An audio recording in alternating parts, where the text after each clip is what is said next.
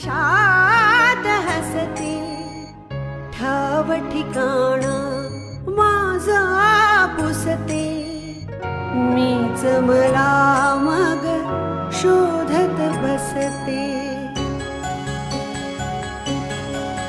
बोल मला तू हळुवार काही सांग भले तू माझा नाही कलियुगातली मीराबाई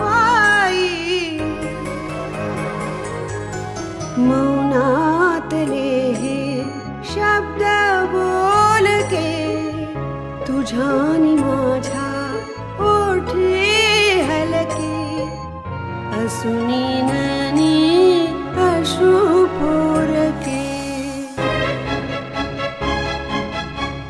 क्षणात आता सरतील लाटा पक्षी घराच्या धरतील वाटा देईल हात तुझी अस्मिता अस्मिता अस्मिता अस्मिता सरळ विचारा ना कुठे जातीयस म्हणून. विचारलं असतं प्रॉब्लेम नाही, पण असं बाहेर जाताना कुठं चाललीस असं विचारलं की काम होत नाही म्हणून नाही विचारलं. अहो संग्राम शेठ, पण तू चांगल्या घरचा आहे. कसला चांगल्या घरचा हो? पब्लिक प्लेस मध्ये स्वतःच्या बायकोला गोळ्या घालणारा माणूस कसा काय चांगल्या घरचा म्हणता तुम्ही? जहागीरदारांच्या बातम्या फ्रंट पेजला छापून येणार, लोक त्या चवीने वाचणार, हे ठरलेलंच आहे ना. तुम्ही माझ्याशी गप्पा मारायला आला आहात ना की आता आपण दोघांनी मिळून माझा भूतकाळ. मग त्या म्हाताऱ्याने तुम्हाला माझ्यावर नजर ठेवायला सांगितली असेल. ए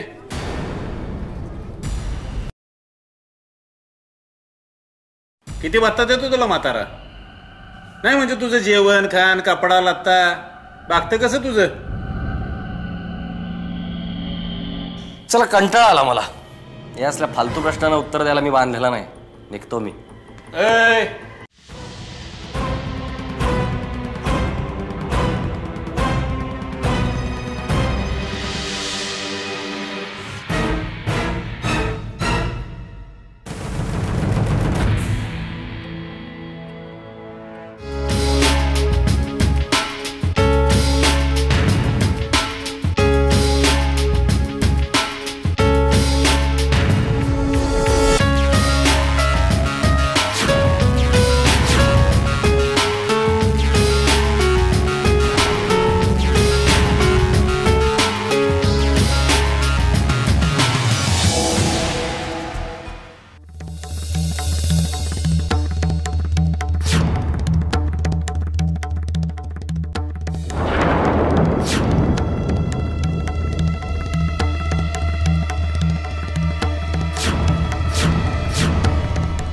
अभिजितच्या खुनाच्या चौकशीसाठी मला आत घेणार असाल मी यायला तयार आहे. चला.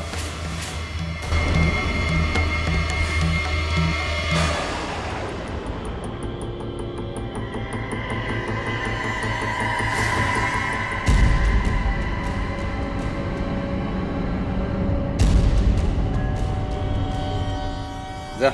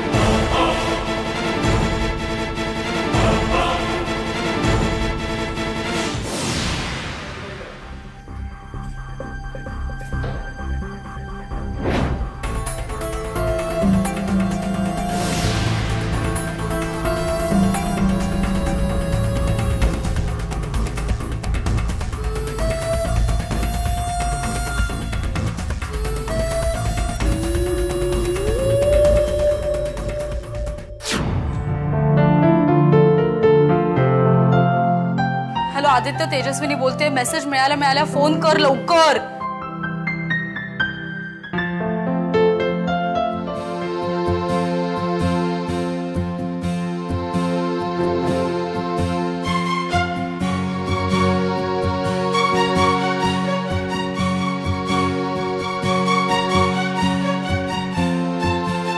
हॉस्पिटलमध्ये चालले. हा बरं, पोचल्यानंतर एक फोन करा. हो नक्की. माई कुठे? माई आतमध्ये आहेत, बाळाशी खेळत आहेत. हा बरं. आदित्यचा फोन वगैरे आला होता का काही? मी संध्याकाळपासून त्याच्या फोनची वाट बघतेय, नाहीतर आम्हाला हॉस्पिटलला यायचं होतं दोघांना. ठीक आहे, चिडू नकोस. हे बघ, मी आत्ता चालली आहे, तू उद्या सकाळी हॉस्पिटलमध्ये ये. आदित्य आला नाही तरी तू एकटीने का होऊ नये, पण हॉस्पिटलमध्ये येच. ओके? अरुताई, खरं सांगू का, मला खूप टेन्शन आलंय हो. वनिता वहिनी, मी कशी समोर जाऊ त्यांच्या? अगं ती खाणार आहे का तुला? आणि आज ना उद्या तुम्ही एकमेकींसमोर यालच की नाही? मी तर म्हणते तू येच वनिता वहिनीला भेटायला. उलट तिला खूप बरंच वाटेल, हो की नाही? चल, मी निघू. हो. अगं, हॉस्पिटलमध्ये त्या हवालदाराने मला सांगितलं की आता इन्स्पेक्टर स्टेटमेंट घ्यायला येणार आहे वनिता बहिणीचं. हो का? हो, म्हणून मी एवढी घाईघाईने चालते. कदाचित आलाही असेल. हो. चल, मी निघते. स्टेटमेंट घेऊन झाल्यानंतर मग मला फोन करा. वनिता बहिणी कशी आहे ते सांगा. हो, वनिता बहिणीची तब्येतही तुला सांगते कशी आहे आणि काय झालं तेही नीट कळवते. ओके? Don't take tension. चल, बाय. Bye bye.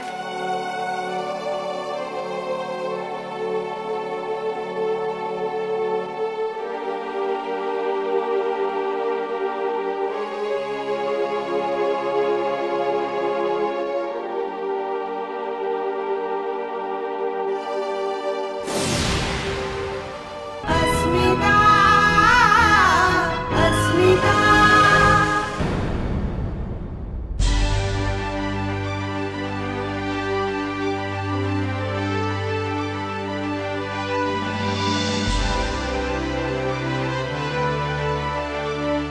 नमस्कार वनिता मॅडम. नमस्कार. कशी तब्येत तुमची आता? आपली कृपा आहे. आज कसा काय वेळ मिळाला? VIP पेशंट म्हटल्यानंतर काढावा लागतो वेळ. तसा 2 वेळा येऊन गेलो तुम्ही, पण डॉक्टरने भेटायची परवानगी दिली नव्हती. विचारा ना मग, काय विचारायचं? तुमच्या घरचे कुणी आलेले दिसत नाहीत. येतील आत्ता. अभिची बहीण आहे अरुंधती, ती येईल आत्ता. तिला काय विचारायचं तुम्हाला? तुम्हाला विचारायचंय. विचारा ना मग. नाही, पण तुम्हाला त्रास होत असेल तर? त्रास कसला त्यात? पोलिसांना मदत करणं हे नागरिकांचं कर्तव्य असतं. बरं, माझ्यावर ज्यांनी गोळी झाडली तो सापडला? सापडलं.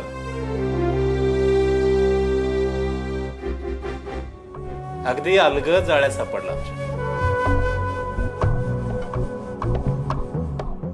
चला, बरं झालं. मला ना त्यांना एकदा भेटायचं इन्स्पेक्टर.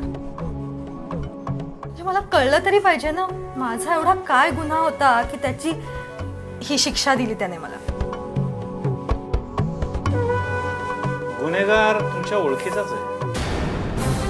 माझ्या ओळखीचा? कोण? तुमचे मिस्टर अभिजित जहागीरदार.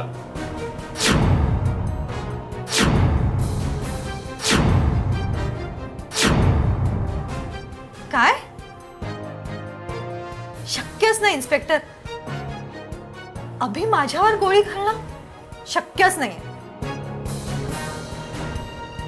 मॅडम, तुमच्या मिस्टरांनी तशी कबुली दिलेली आहे, मी माझ्या पत्नीवर स्वतःहून गोळीबार केलाय म्हणून. पण त्या दिवशी असं काही घडलंच नव्हतं. घडलं नव्हतं? त्या दिवशी तुमच्या दोघांचं कडाक्याचं भांडण झालं होतं. प्रत्येक नवरा बायकोचे भांडणं होतात. माझं आणि अभिचं तर नेहमीच भांडणं होत असतात. म्हणून अभि मला गोळ्या घालणार?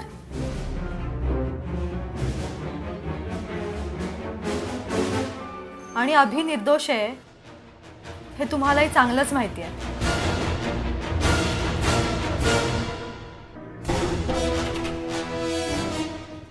माझा अभिला एक निरोप सांगा. मी लवकर बरी होऊन घरी येते, तर उगाचच न केलेल्या गुन्ह्याचे आळ स्वतःवर घेऊ नकोस.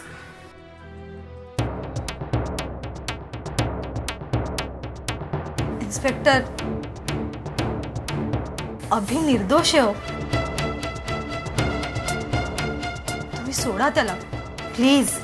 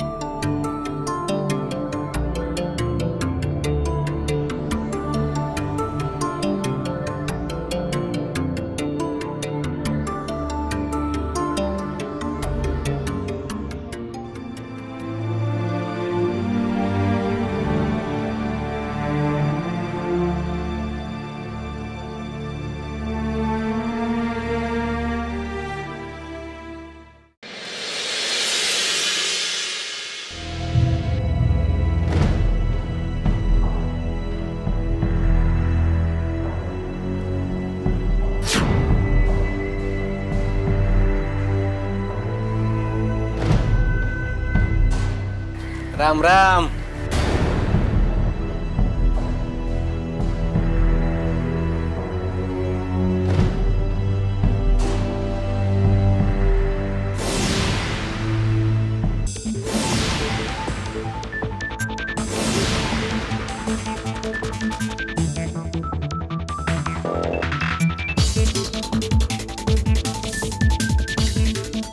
राम राम. ना ओळख ना पाळख, डायरेक्ट राम राम. आता राम राम करायला कुठे ओळख लागते होय? हे तुझ्या गावाकडे चालत असेल. हे शहर आहे, इथं शेजारचा माणूस पण ओळख दाखवत नाही. अरे ओळखीचा कुत्रा पण खांद्यावर मुतून जातो. वा, क्या बात आहे. पटलं आपलं, पटलं.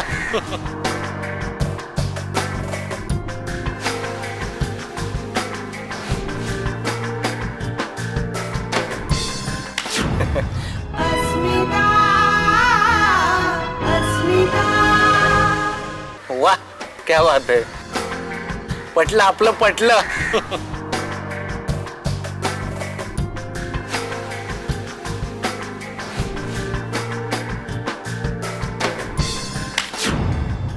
आपल्या बिरादरीचा वाटलास म्हणून तुझ्याशी मैत्री केली. बिरादरी मैत्री ही काय नवीन नाटक आहेत? हा, कोण तू? हा, मी काय ओळखत नाही. चल निघ. ए, एवढा तापतो कशाला? आपलं काम आहे तुझ्यापाशी म्हणून आलोय. आपल्या शेटनं दोस्तीचा हात पुढे केलाय. मग शेटला डायरेक्ट बोलायला सांग ना. हा, तू काय दलाल आहेस का त्याचा? दलाली खाऊन काम करतोस का? पैशासाठी. पापी पेट का सवाल आहे ना. आणि तू नाही का तुझ्या सासऱ्याच्या घरी फुकट राहत? ए,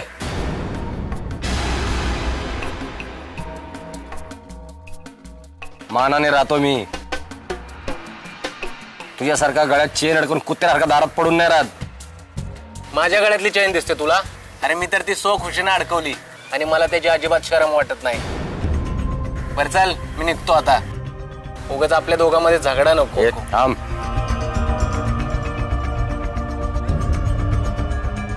शेट कोण तुझा?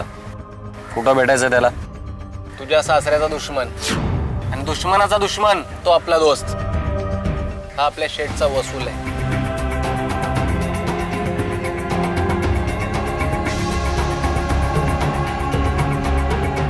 दुश्मनी एकदम लोणच्यासारखी मुरलेली आहे. खानदानी दुश्मनी. संग्राम शेठ ए बघतो काय? डोळे काढून हातात देईन.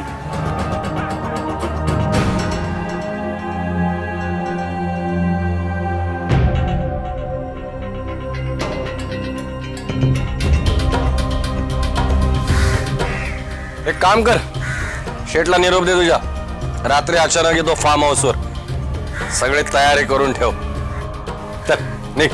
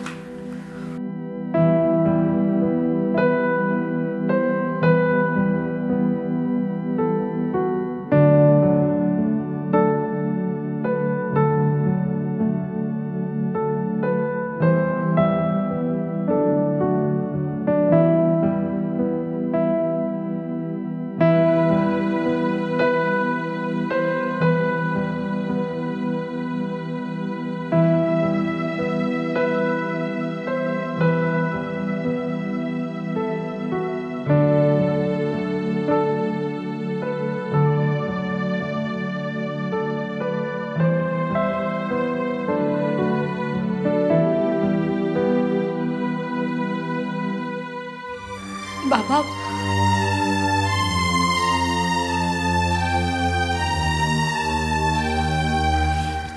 आता मी तुम्हाला भेटायलाच येत होते.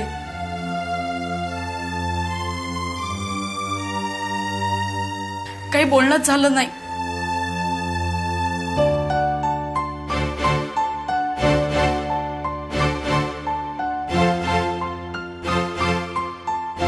बाबा, मी चुकले.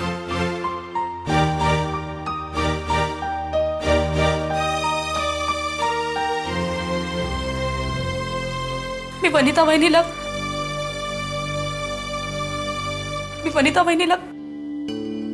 लागेल असं खूप काही बोलले. पण बाबा, त्यावेळची परिस्थिती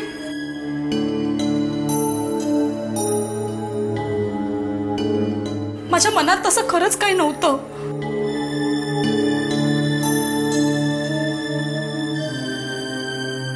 बाबा, मला माहितीये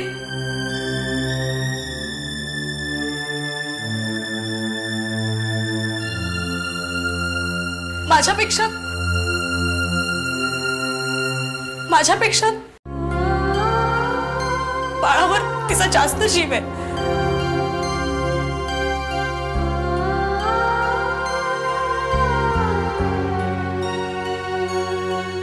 पण बाबा,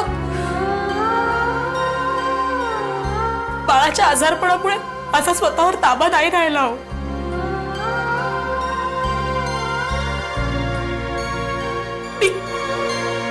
मी तिला खूप बोलले.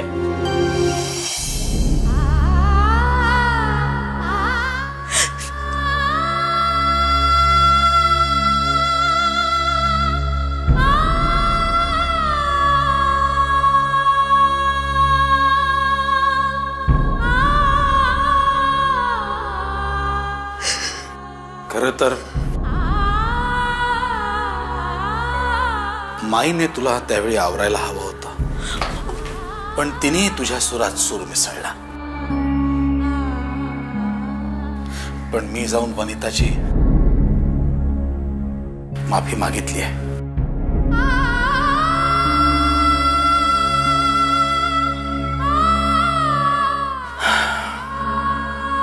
बाबा,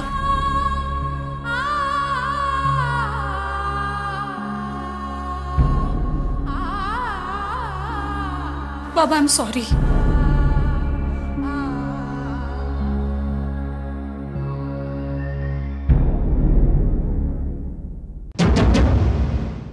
सगळी चूक फक्त माझीच आहे, मलाही ती मान्य आहे. म्हणजे वनिता जहागीरदारांबद्दल चौकशी करायची होती मला. आता त्यांची कसली तक्रार नाहीये. संग्राम शेठकडे नोकरीला लागलेली एक सामान्य मुलगी रंगारूपाने जरा उजवी, त्याचा फायदा शेठने राजकारणासाठी करून घेतला. वरून किती दबाव आला ना तरी अभिजितला सोडणं गरजेचंच आहे. माझं बाळ आजारी होतं, खूप आजारी होतं, म्हणून मी काय बोलले याचं भान मला राहिलं नाही. जळता जळता एक ज्योती अंधाराला सांगत होती, होती सच्ची माझी प्रीती. क्षणात आता सरतील लाटा, पक्षी घराच्या धरतील वाटा. देईल हात तुझी अस्मिता